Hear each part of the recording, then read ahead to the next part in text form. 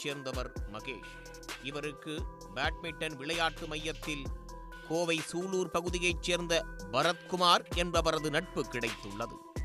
தான் கோவை சூலூர் விமானப்படை தளத்தில் உளவுத்துறை அதிகாரியாக பணிபுரிவதாக அறிமுகம் செய்து கொண்டு பழகி வந்துள்ளார். விளையாட்டு ஒதுக்கீட்டில் இந்திய விமானப்படையில் விளையாட்டு வீரர்களுக்கு வேலை வாங்கிக் கொடுக்க முடியும் என ஆசை வார்த்தை கூறியுள்ளார்.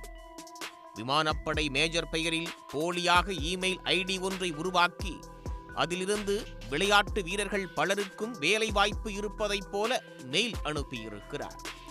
இதனை நம்பி ஒவ்வொருவரும் தலா 15 லட்சம் ரூபாயிலிருந்து 30 லட்சம் ரூபாய் வரையில் பணம் கொடுத்ததாக தெரிகிறது.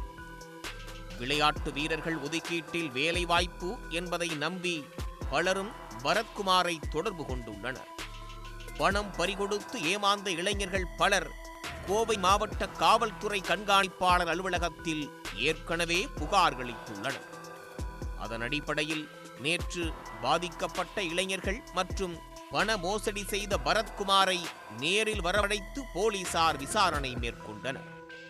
கடந்த 2021ஆம் ஆண்டு கோவையைச் சேர்ந்த சங்கர் என்ற நபரிடம் விமானப்படை கேண்டீனில் மிக குறைந்த விலைக்கு கார், வீட்டு உபயோகப் பொருட்கள் வாங்கிக் கொடுப்பதாக ஏமாற்றி அதிலும் பல கோடி ரூபாய் மோசடி செய்ததாக கருமத்தம்பட்டி காவல் நிலையத்தில் வழக்கு பதிவு செய்யப்பட்டு நிலுவையில் இருப்பது தெரியவந்தது.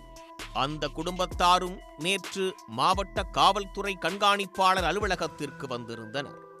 அந்த வழக்கில் பரத்குமார் முன்ஜாமீன் பெற்றுள்ளார்.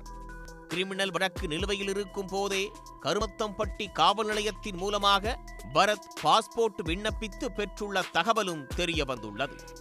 இந்த மோசடி குறித்து தகவலை திரட்டி வரும் கோவை மாவட்ட காவல்துறை இந்திய விமானப்படையில் வேலை வாங்கித் தருவதாக ஏமாற்றப்பட்ட நபர்கள் குறித்த பட்டியலையும் தயாரித்து வருகின்றனர். அதனைத் தொடர்ந்தே அவர் மீது வழக்கு பதிவு செய்து நடவடிக்கை மேற்கொள்ள உள்ளனர். உடனுக்குடன் செய்திகளை தெரிந்து கொள்ள சன் நியூஸ் பெல் ஐகானை கிளிக் பண்ணுங்க.